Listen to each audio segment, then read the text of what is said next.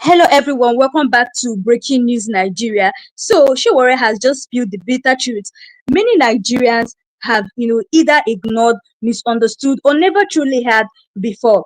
So for so many years now, Sowore has been one of the few fearless voices in Nigeria's political space. A man who says things as they are, not as people want to hear them. But this time, what he said about Nnamdi Kanu has shocked many Nigerians and sparked a serious debate. So guys, I'm going to show you guys a video where Sowore said everything about Nnamdi Kanu that many Nigerians are not even aware of up to now. But before we dive deep and before I show you guys this video, let's remember that Sowore is this type of person who is always bold and courageous to speak.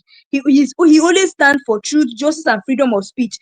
And you guys also know that he normally uses his platform, that's our reporters, to expose corruption cases that many powerful politicians wanted to hide. He has also been arrested, brutalized, and silenced by the government multiple times, yet he never backs down. So when someone like Sowore speaks on Nnamdi Kanu, it carries weight, credibility, and fearless conviction. Now, Sowore said, what Nnamdi Kanu has been saying for years about the injustice, marginalization, and oppression in Nigeria is not a lie. The problem is not his message, it's how Nigerians refuse to listen until things got worse. Now, according to Sowore, the Nigerian government chose to attack the messenger instead of addressing the message. He explained that Kanu's call for self-determination are rooted in genuine frustration. The same frustration millions of Nigerians feel every day due to bad governance, insecurity, and inequality. And if the government had listened to people like Nnamdi Kanu earlier, Nigeria wouldn't be in this mess today. Anyway, guys, let me allow you guys to listen to what Sowore said about Martin Nnamdi Kanu. He's exposed the bitter truth as well as what other people have to say, and I'm going to be right back. Guys, just listen to The this perception video. that some people believe that because Kanu has committed some crimes, why should anybody fight for him? I'm going to answer this way. You know Nelson Mandela? Yes, He was regarded as a terrorist because he was fighting for the liberation of blacks in South Africa. In fact, Nelson Mandela's name was not removed as a terrorist until he became president of South Africa. That was when the US lifted the terrorism tag, granted him a visa, and he traveled across the world. And one of the things he said when he was visiting the US, same question was asked of him. Why is it that as a person who is freedom loving, you are supporting Cuba? Which the person said, that's a human rights violating regime, referring to Fidel Castro. He said to them, he said, sometimes the problem with you people is that you want to choose our friends for us and you want to choose your enemies for us. That is basically what's happening in your MBA group. Some people are trying to choose your enemies for you. But the question you should ask yourself is, what is Nnamdi Kanu fighting for? Self-determination. It came out several years ago that the Igbos are tired of being treated like slaves in the country. And he wants the former Biafran region to break away as a nation state. The constitution is very clear. You can agitate for self-determination. But we don't have the position of referendum in our constitution. He started peacefully. He was going from village to village. In fact, he didn't go from village to village. He was on a radio. His only weapon was a microphone. Guess what? When he was arrested the first time, what they found on him was a microphone, not a gun. They found with Mandela a pistol. Well, with Nnamdi Kanu, they found a microphone. In fact, when they were asked to present evidence, even in the ongoing case, the evidence presented is that microphone, his underwear, top and bottom, and some of his writings. No element of terrorism was established in court. Nobody has testified that they saw him buying guns or ordering guns or ordering. They brought to court different kinds of audio messages, which was his response to when police was killing his people. When I was at Sowore Reporters, I had in my possession a video which I published at that time. I don't know if Facebook has taken. As the Nigerian army went to where IPOB people were peacefully gathering and shot them dead live. 2014, I think. They killed them right there. This was captured on tape. It was provided by Amnesty International to me. So who committed the crimes? Is it the person who started peacefully or the government who said so? But like I started this with, this was the goal, But the simplest question a lawyer asks when you go to court. It's evidence, right? Yes, sir. If somebody is brought before a court on terrorism charges, and we have not been able to prove it in 4 years, there's something wrong with that process. Meanwhile, Simon Ekpa was arrested maybe last year. He has been convicted within 6 months in Finland. He may not have been as guilty as it, but he has the process of appeal. The trial was speedy, open, and in my own view, fair. What happens to Nnamdi Kanu? You just keep defending, detaining him. Even when the Court of Appeal said that he's discharged and acquitted and wrote that he should be released forthwith, you refuse to honor that court order. And you are going into NBA groups to say, why is anybody fighting? You are taking extra legal steps to violate the right of a campaigner for self-determination. We are taking extra legal steps to force your hand to respect his rights. That is the reason for my protest. And who is in a better position to know a sham trial if it's not Sowore? I've been subjected to as many as 10 of those foolish trials. I have about 3 now pending. And they are going to end up in nothing. That's why since 1992, I don't write statements in police station.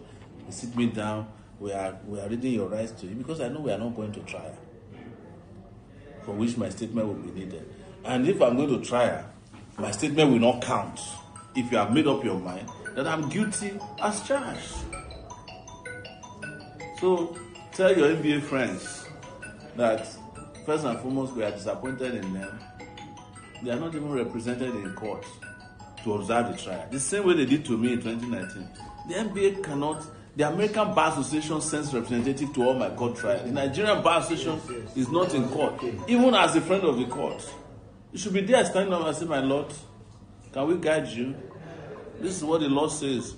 The judge can say, shut up. But you are there. You go to your WhatsApp groups, and you know what they do? They then divide it into Yoruba, the people that are most vocal on Nnamdi Kanu, which riles me out, these Yoruba pseudo intellectuals. Sowore, he has committed, will be sending me videos. And I tell them, I say, if you are tired of Nigeria, if Tinubu was tired of Nigeria 20 years ago and he granted an interview that Nigeria should disintegrate, why should you stop others who understand the same right? To be clear, I don't want Nigeria to break up. I'm a Pan-Africanist.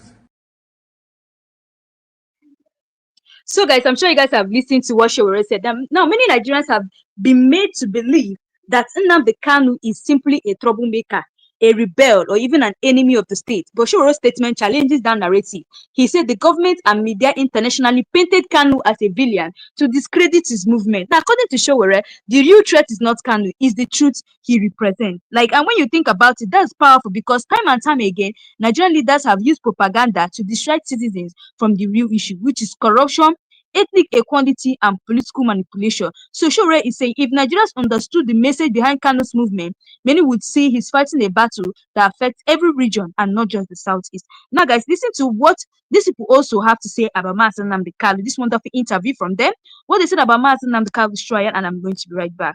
What did it mean for Mazi Nnamdi Kanu, after so many years in custody, for Mazi Kanu to stand there in the dock on his own?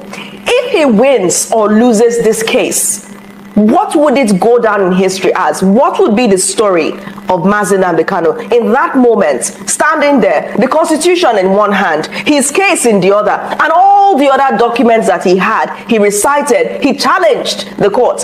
What would that go down in history as? Well, actually, I think that has shown somebody who is bold enough to stand for what he believes in, bold enough to stand against all odds. What it means that you are facing a terror charge, and then you are not cowering in fear. Because actually, what people expected him to do is to go for settlement. And he's saying, I'm not settling. He's simply saying, I didn't do this.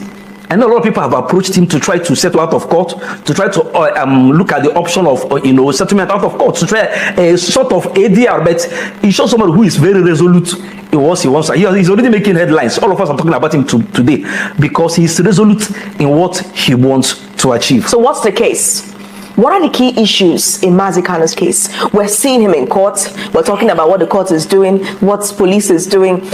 Could you strategically tell us what the exact cases are before Mazi Kano at this point? Since he's defending himself, we will say before Mazi Kano. What are these terrorism charges in the first place? Well, the charges are very clear. The Terrorism Act is very clear. Terrorism Prevention Act, yes, and Prohibition Act is there. So what he's trying to do is to establish two things. One, that he didn't commit any act of terror, that he didn't incite people to violence, that he didn't encourage people to commit, that he himself didn't kill anybody or commit acts. Then, secondly, he will also try to establish that the court has no jurisdiction. That's why he's bringing some of those people in to talk about his illegal rendition, because he's bringing some of these people like Buratai to court to actually ask them questions as to how they brought him all the way from Kenya to Nigeria. So he's trying to establish two things. One, that he didn't commit acts of terror. Secondly, that the court has no jurisdiction to try him, since he's made applications which the court refused up to the Supreme Court that remitted the matter for a trial. He's not trying to get to be on record by the evidence of the state itself. That's what he's trying to do. Get people who were once governors, who were in the military, who were former governors, to come and give evidence for him as hostile witnesses as to how he was illegally renditioned to Nigeria. And if he achieves that, then there will be no basis for the trial in the first instance. As you calling out, some of the high-profile individuals are governors. There are 7 governors. Sowore is there, and Hope Uzodinma. Now, some of these individuals who have immunity, are they going to, respond and make themselves applicable in the law court to come and defend and be witness, as Nnamdi Kanu has, named them as part of his witnesses? Are they going to, by the way, with them, having that immunity backing them as governors? Well, they have a duty to do if they don't want to come to court. If the court issues a subpoena for a witness to come, the witness has a right to file an application stating explicitly while he or she will not be in court to give evidence. So people who have the legal protection of immunity can bring an application to state that, hey, under the law, we are shielded. However, you know what the Constitution does by that provision is not to shield them from giving evidence, but to shield them from being prosecuted. Oh, yeah. So the Constitution does not shield them from giving evidence in any matter. What the Constitution shields them is from being sued to court. So if you are bringing them as a witness, there's no immunity from giving evidence, but there's an immunity from or against prosecution. So but they can still bring an application to court to stop them from coming to court on the basis of their position in government. They can do that. It's not left for the court to rule whether they can be compelled to give evidence or whether they should be let off the hook. We saw him in the dock right there, reeling out certain things, and let's track back to when he invaded his house in Abia State, by the way, and that's when this whole thing started. Self-preservation is the number one rule to life, right? And he needed to self-preserve himself. So a jumping bail and whatnot is part of the reasons given, So now, stating these things, these facts, tying these things, and him, being arrested or kidnapped in Kenya, what are we actually reeling out and judging, since the place the law is meant to start is not fertile? So you see, that's what we have been saying. We know that whatever happened in our father Umar at that time, understand? For me, I will keep on saying Nnamdi did not jump bail. He did not. They were about killing him. It's very clear. The military wanted to do what they call show of force, and they carried the show of force from Umar Township to his village, to his father's house. They were proof. They were shot into his house. So it was not a show of force. So for me, I think there was an attempt to, let me use their phrase, neutralize him. So it was an act of self-preservation. We keep on saying that he did not jump bail. They tried to neutralize him. That's what happened. And then he escaped for his life before he was illegally renditioned to Nigeria. It was not even an arrangement between Nigerian government and Kenyan government. It was a stealth action. And they ruled against it, though, the Kenyan courts. Yeah. Yes. So now you move into this issue. It's high profile. And some people may be justifiably concerned that at this time, this is when he needs his counsel. You said something earlier that he may not have had unfettered access to his legal team, and he complained about that as well, meaning that they might not be able to have the amount of grip on the story or his story as he would like. So he's like, let me just do it myself. That's what we're speculating on right now. Yes, just speculation. Yeah, just what we're speculating on right now. So does that translate to him possibly not trusting his legal team to handle this case, judging by the lack of communication that they've had due to the officials around them? No, it's not a matter of trust deficit. It's a matter of breach of the Constitution, because Section 36 is very clear that whoever is sued in an action as an accused person should be given ample time, opportunity, and legal representation. So what does he think? What does he think the council lacks? The council does not lack anything. The only thing that is the problem is that they were not allowing his lawyers to prepare him adequately for his case. Then does that show a depth of information? Yes. So I think it's a matter of breach of the Constitution, because how can they prepare him when they are preparing him under cameras? How can you prepare your client? So so based on the story, you're not allowed access to your counsel. We were trying to draw a timeline, because what journalists have not been able to unravel is why.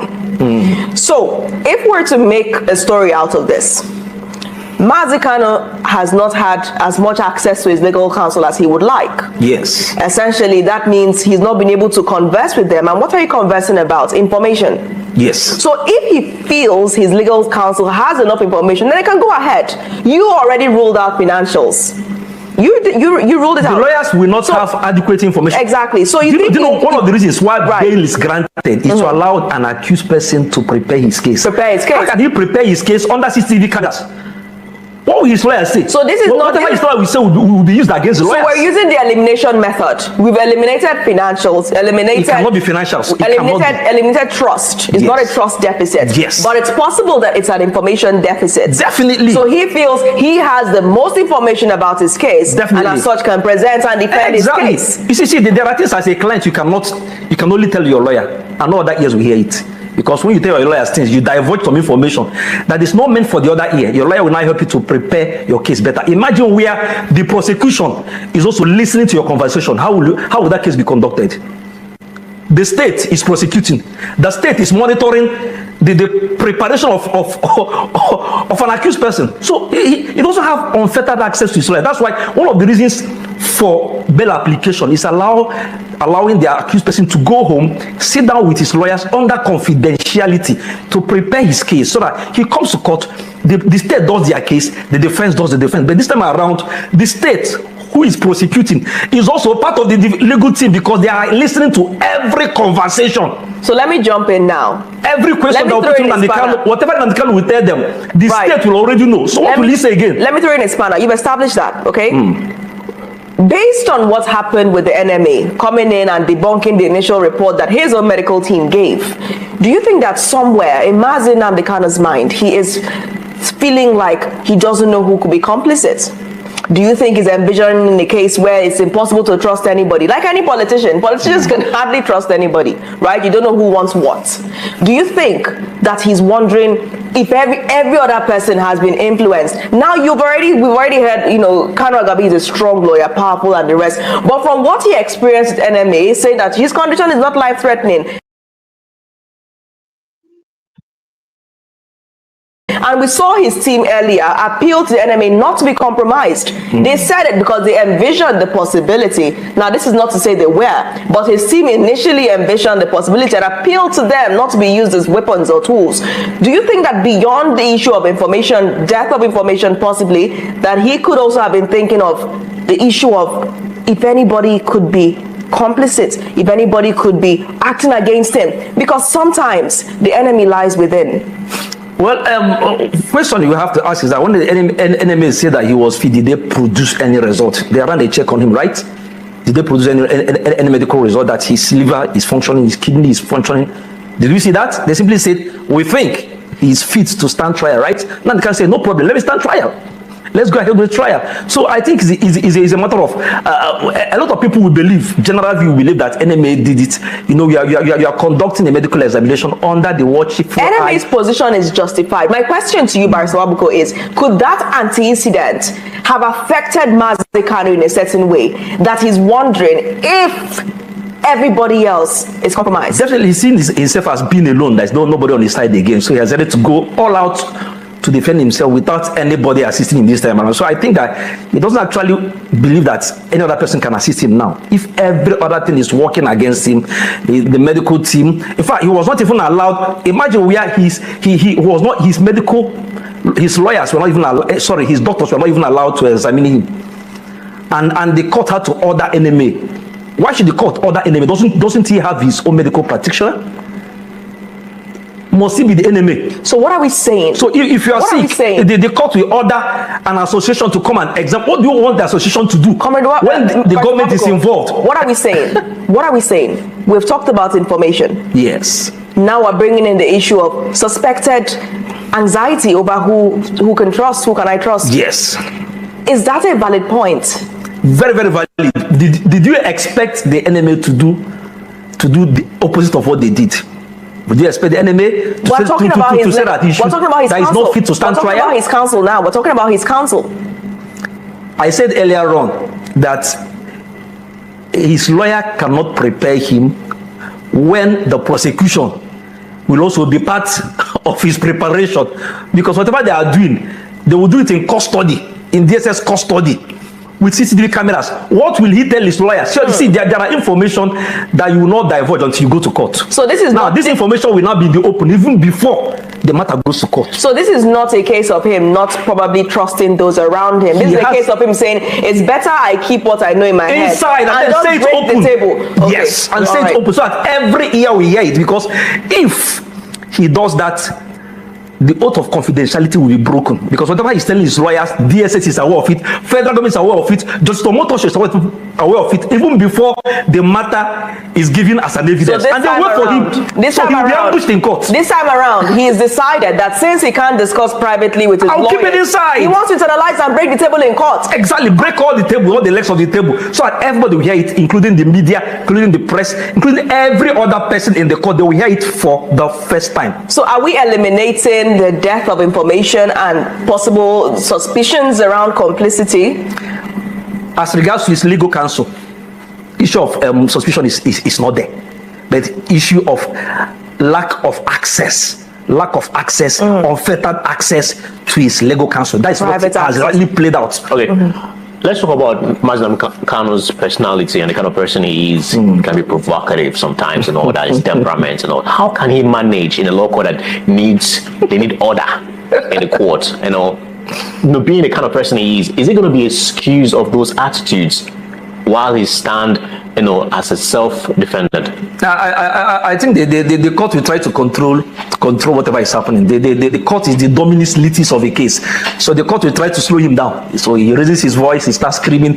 The court will try to, and that's why maybe his lawyers because his lawyers will try to tell him to calm down. This time around, nobody will tell him to calm down aside the court. So I think that the court will actually try to slow him down, try to get him to calm down. Once I believe that Justice Omotoso will show a certain level of understanding, and then I think everything will play out very well.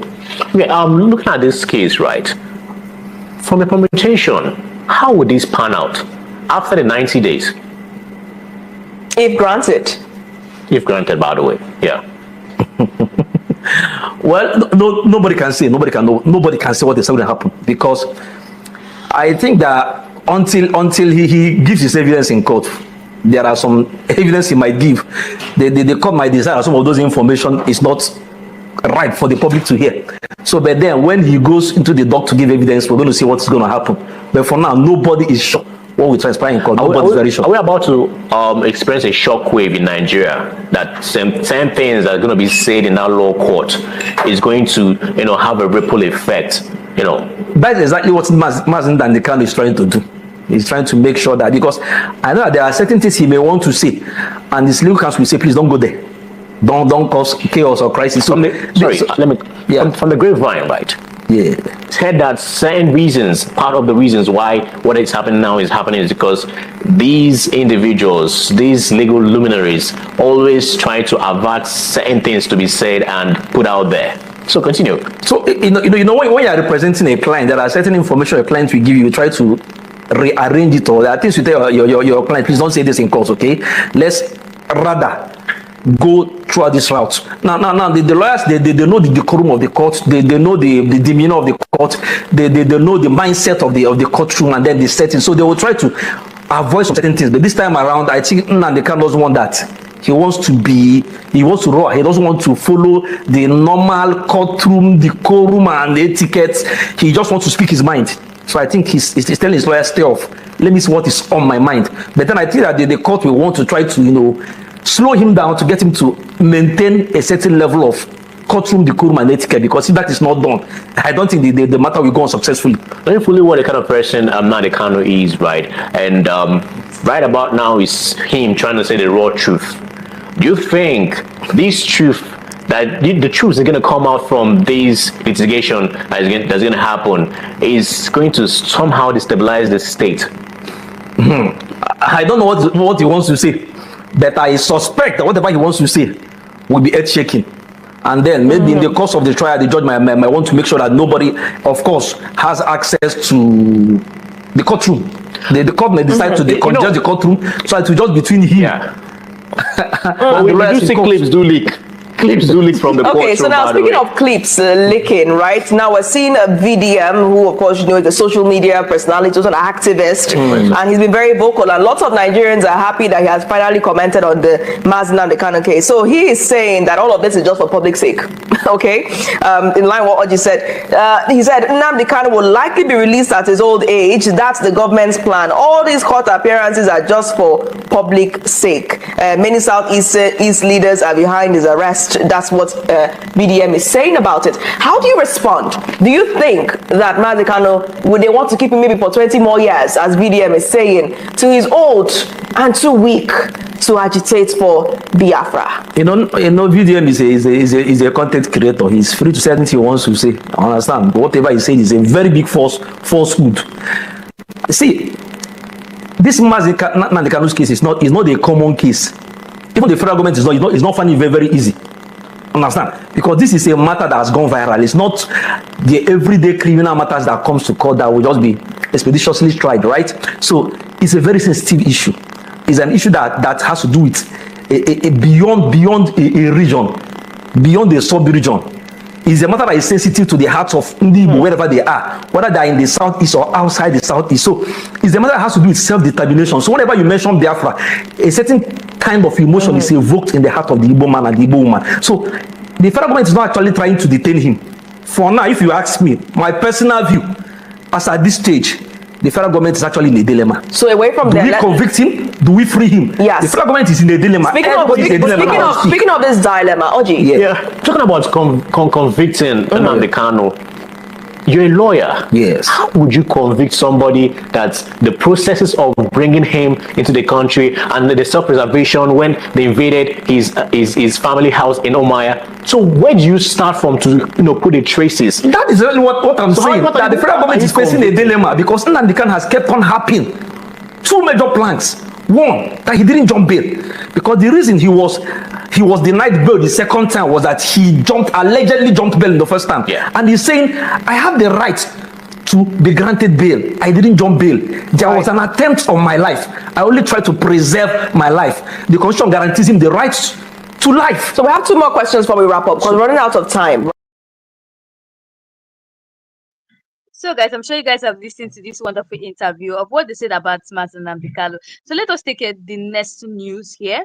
So a lot of people have been talking about the presidential pardon that Bola Ahmed Tinubu revoked for Maryam, Sanda, and other murderers and kidnappers they released. So Bola Ahmed Tinubu has revoked it, meaning that he is saying that he doesn't want to release those people again. A lot of people are saying that is he under pressure, because that in the recent days people have been protesting about the unconditional, the detention of Mazi Nnamdi Kanu. They're saying that why are you releasing murderers? killers and kidnappers. Why Mazi Nnamdi Kanu, a man who has done nothing to the society, you're actually, holding him to today? So a lot of people have been reacting, to it. So according to so many people have been saying that someone here said that Bola Ahmed Tinubu is just under pressure. He doesn't want to awaken the anger of the Southeast. I would love you guys to listen to this wonderful interview. What people said about the way Bola Ahmed Tinubu revoked presidential pardon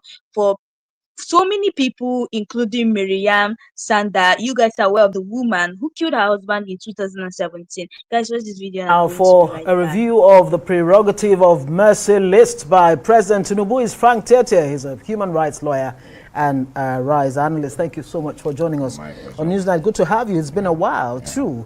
Now, this back and forth over a prerogative of mercy. First off, does the president have the powers to review, prerogative of mercy after Nigerians were told that it went through, due process, having consulted with the, Council of State and all of that? You would think that it has gone through the grinding mill before, coming out.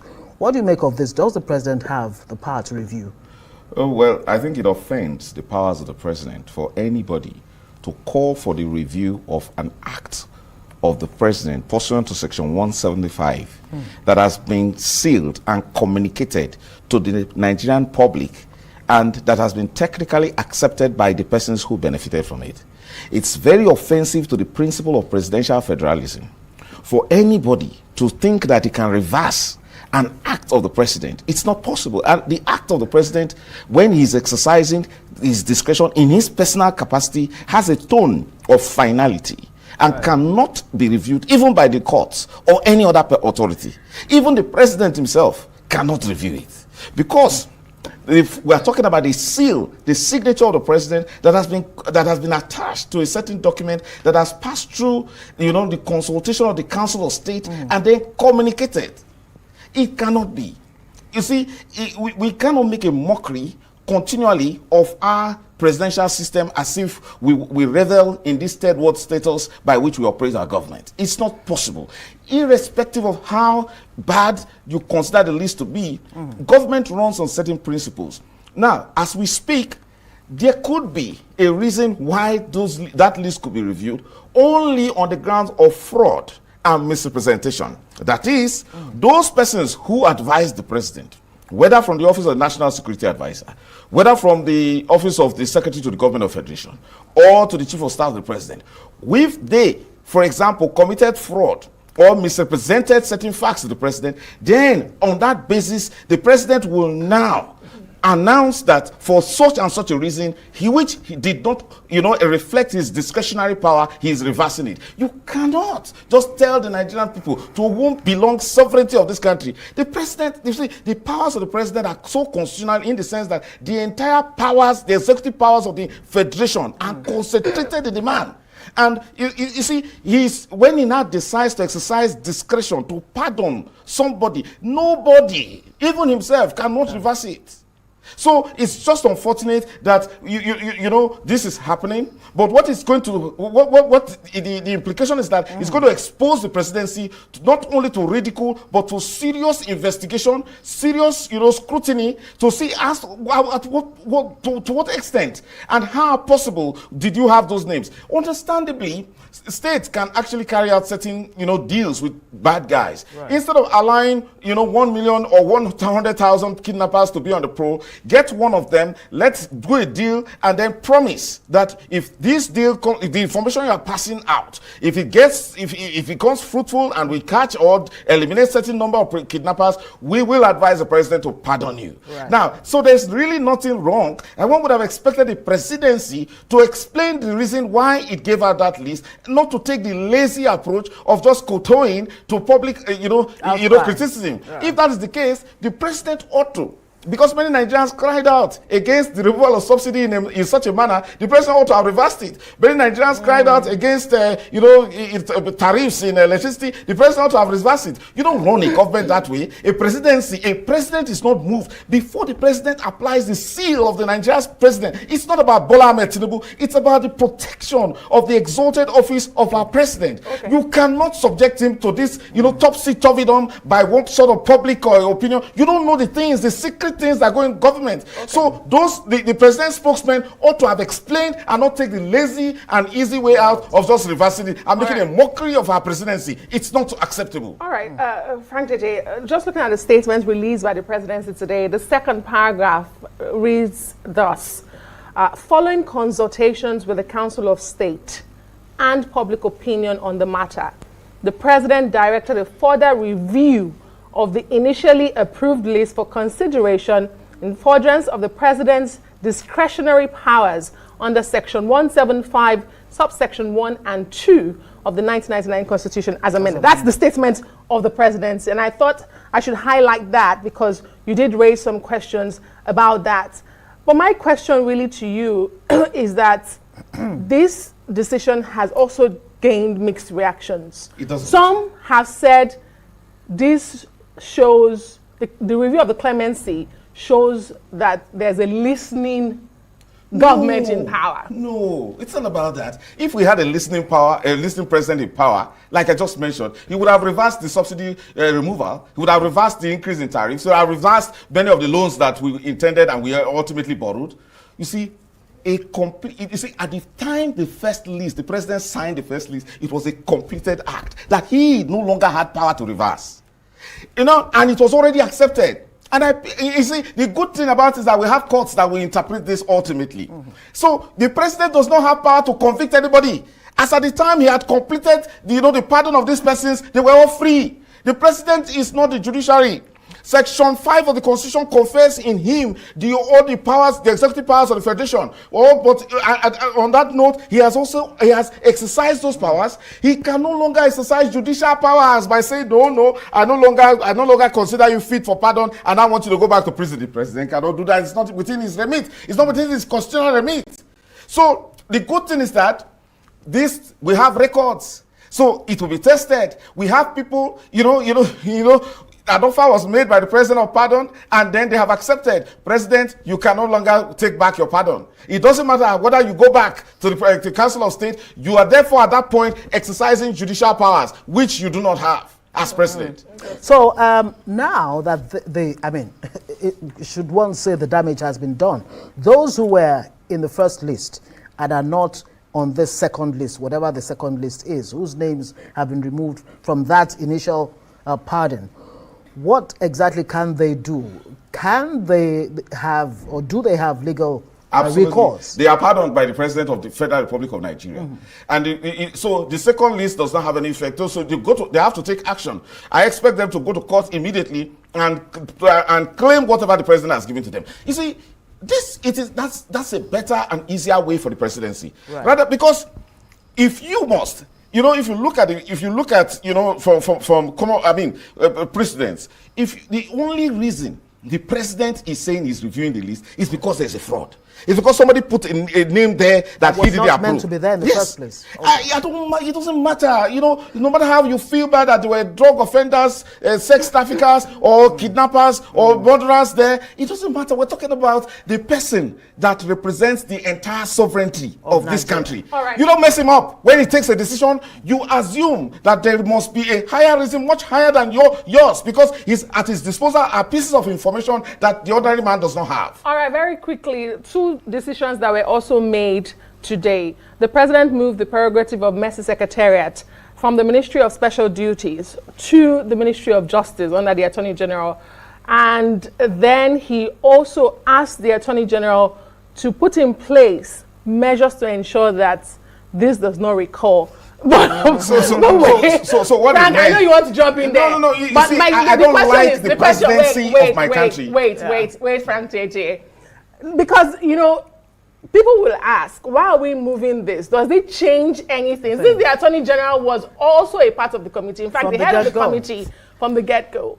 See, let me tell you something. It's at the president's discretion to set up a committee.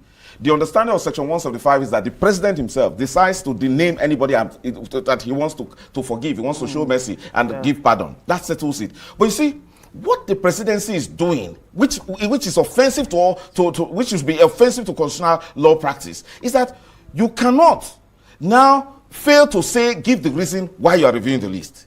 And we're saying, and the presumption is that there was fraud somewhere. Who is that fraudulent person that put certain names in that list that the president didn't approve and then apply the president's seal? That the presidency cannot run away from it.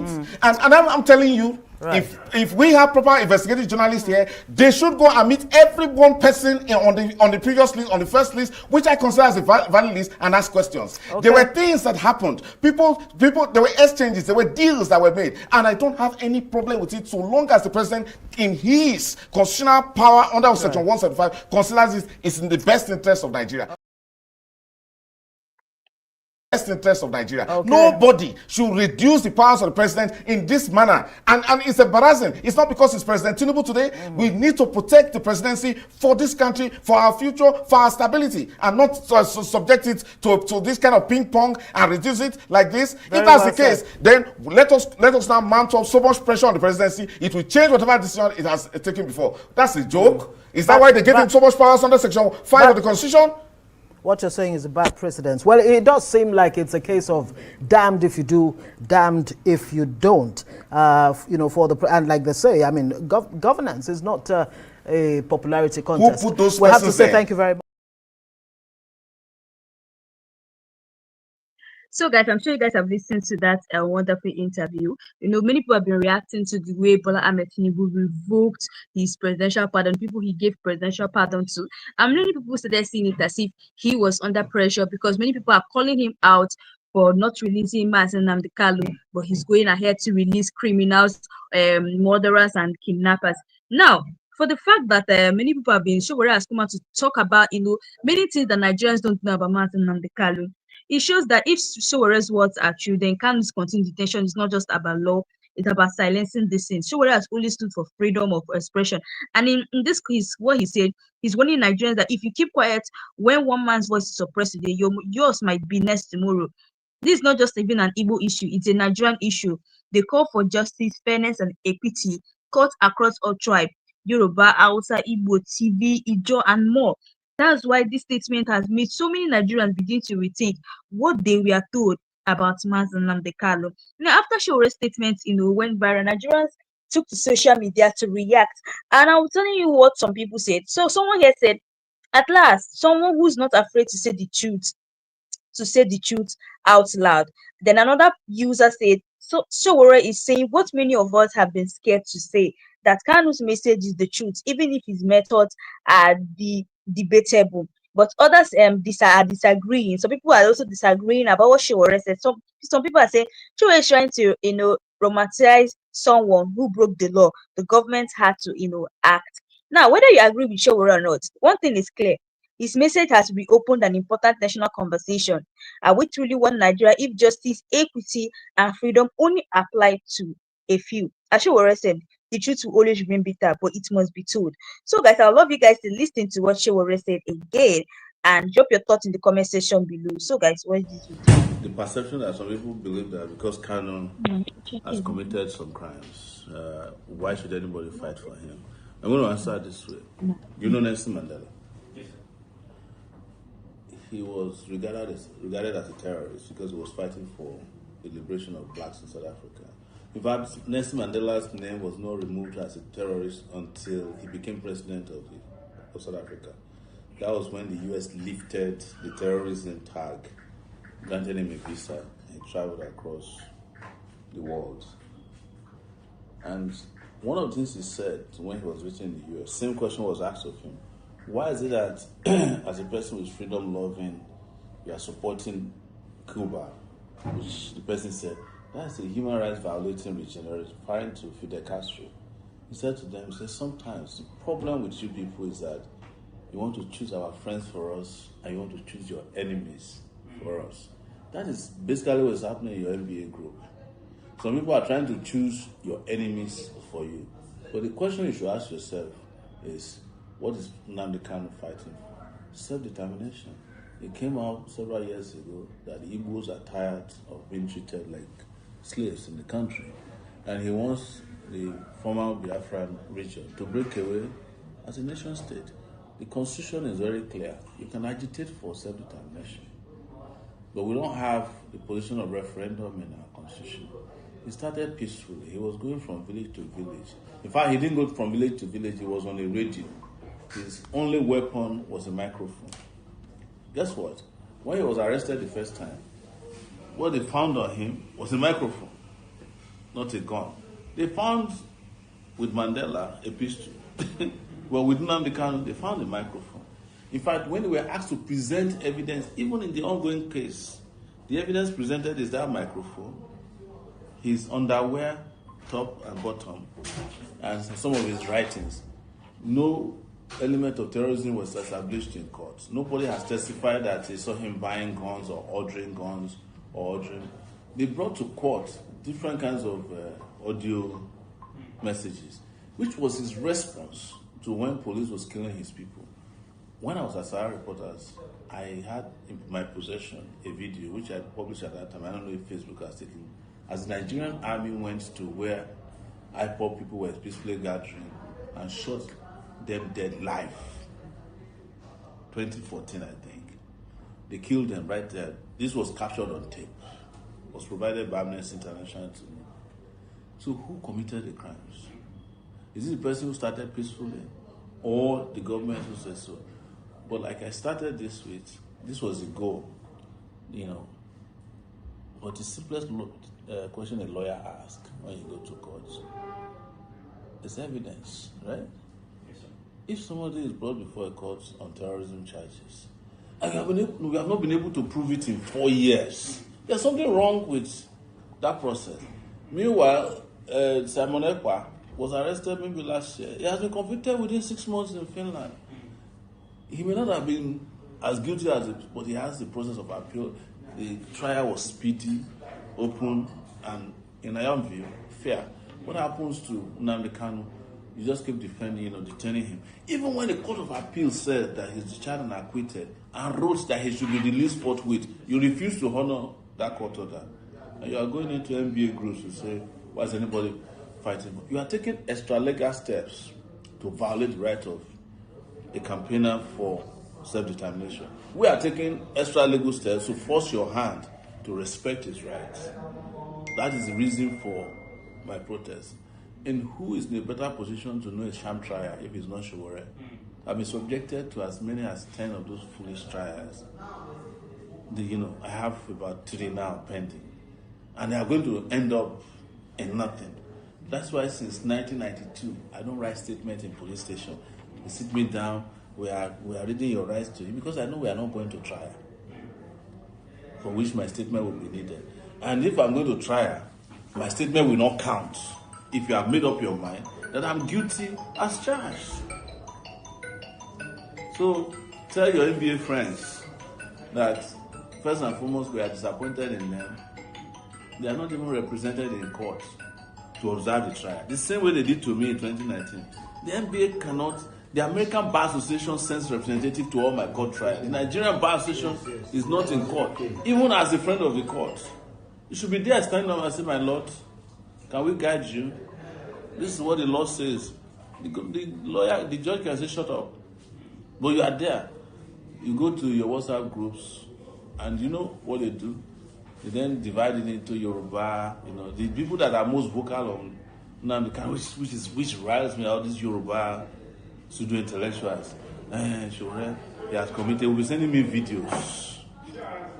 And I tell them, I say, if you are tired of Nigeria, if Tinubu was tired of Nigeria 20 years ago and he granted an interview that Nigeria should disintegrate, why should you stop others who understand the same right? To be clear, I don't want Nigeria to break up. I'm a Pan-Africanist. So, guys, that's all we have for today. Let me know your thought below. I'm sure you guys have listened to what Sowore said, about Martin Namdekalo. Sowore, one thing about Sowore is that he's an activist and he will keep protesting. No matter how the government wants to stop him from protesting, he will keep protesting. So, guys, that's all we have for today. Let me know your thought below. Also, if you're coming across my channel for the first time, do well to hit the subscribe button, like and share this video, and turn on all notifications to be able to get all the latest news in this channel, especially when we drop new updates about Mazen Namdekalo or any other things that is trending in Nigeria. So guys, thanks for watching. I'll see you guys in my next live section.